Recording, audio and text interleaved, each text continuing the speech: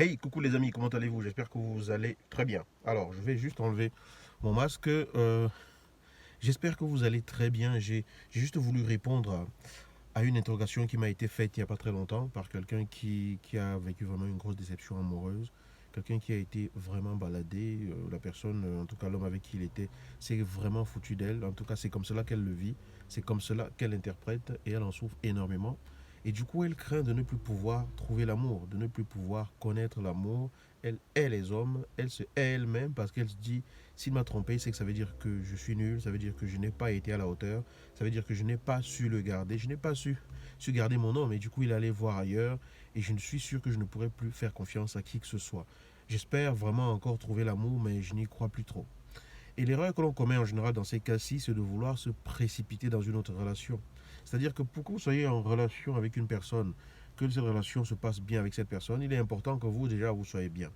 Quand vous venez de sortir d'une relation douloureuse, enfin d'une séparation qui a entraîné de la douleur, suite à une relation amoureuse qui a duré un certain temps, vous étiez sûr que ça allait fonctionner avec cette personne, ça faisait des années que vous étiez ensemble, vous avez besoin de vous reconstruire.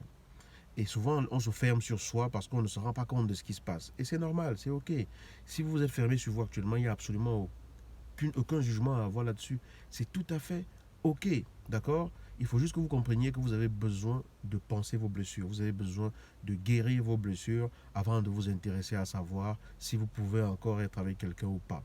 Parce que si vous ne faites pas ça et que vous vous retrouvez tout de suite dans une autre relation par la suite, ça veut dire qu'en fait, vous avez peur de vous retrouver peut-être seul. C'est une possibilité. Ce n'est pas forcément la seule explication, mais c'est une possibilité. Mais en même temps, l'autre qui va arriver, vous allez le prendre pour un pansement. C'est-à-dire qu'il va être là pour vous faire oublier le premier qui vous a brisé le cœur. Et chaque fois, en tout cas, que cet autre va faire quelque chose, vous allez comparer avec ce que l'autre avait fait.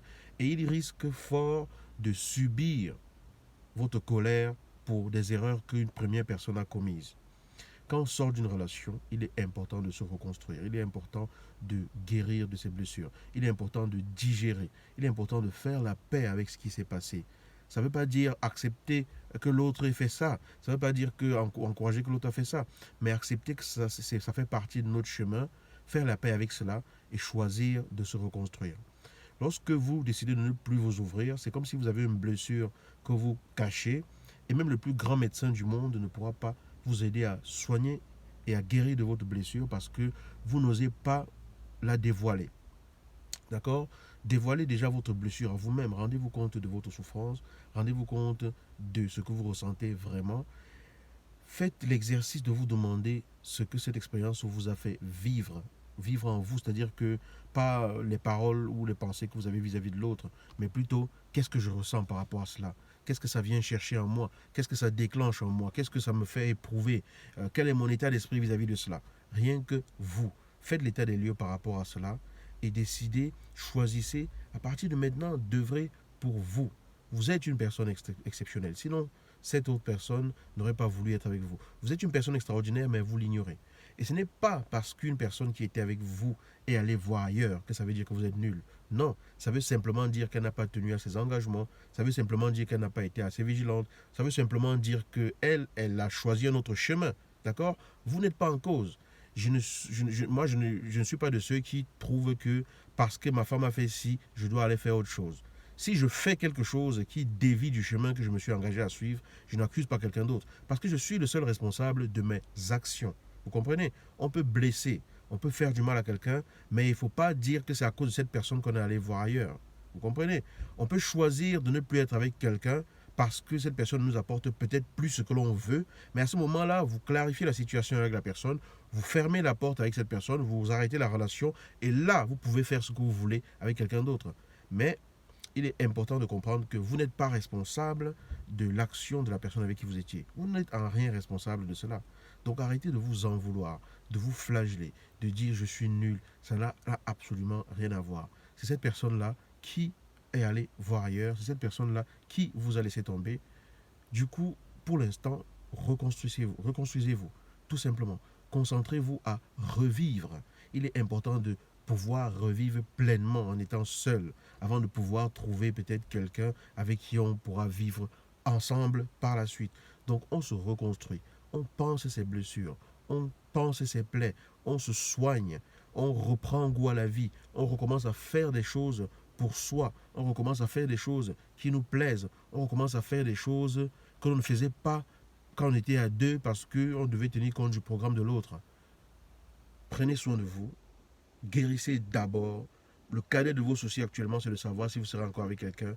Tant que quand vous pensez à cette relation, ça éveille en vous de la douleur, ça éveille en vous de la rancœur, ça éveille en vous du dégoût, ça éveille en vous des sentiments désagréables, vous avez envie de pleurer, ça veut dire que vous n'êtes pas guéri. Vous n'êtes pas guéri. Lorsqu'on est guéri, on regarde cela comme étant un événement qui est passé, on regarde les cicatrices que cela a entraîné, mais on n'éprouve plus forcément ce type d'émotion. Parce qu'on s'est libéré de cela et que l'on a décidé d'avancer et d'aller vers l'avant. D'accord? Voilà ce que je voulais partager avec vous. Comme ça, spontanément, dites-moi si cela vous inspire, dites-moi si cela vous parle. Vous n'êtes pas obligé de le dire là dans les commentaires et tout. Vous pouvez le faire en message privé, vous avez le lien pour me joindre directement en dessous de cette vidéo. Dites-moi ce que vous en pensez. Et j'espère que ce que je partage vous redonne de la force, vous donne de la considération vis-à-vis de vous-même, vous permet de vous rendre compte que vous êtes importante et très très importante malgré tout ce que vous avez pu vous imaginer ou que cette personne peut vous avoir fait ressentir. Vous êtes une personne extraordinaire et il n'y a que vous qui devez vous en rendre compte pour que votre vie soit vraiment le chef-d'œuvre qu'elle aurait pu être. Prenez le temps de vous soigner, prenez le temps de guérir, prenez le temps de vous reconstruire, prenez le temps de ressavourer la vie. N'attachez plus tous les événements que vous vivez à ce que vous avez vécu avec cette personne. Ne cherchez plus le responsable envers cette personne par rapport à tout ce qui vous arrive. Faites le tri de vos émotions et soignez-vous pour l'instant. Voilà.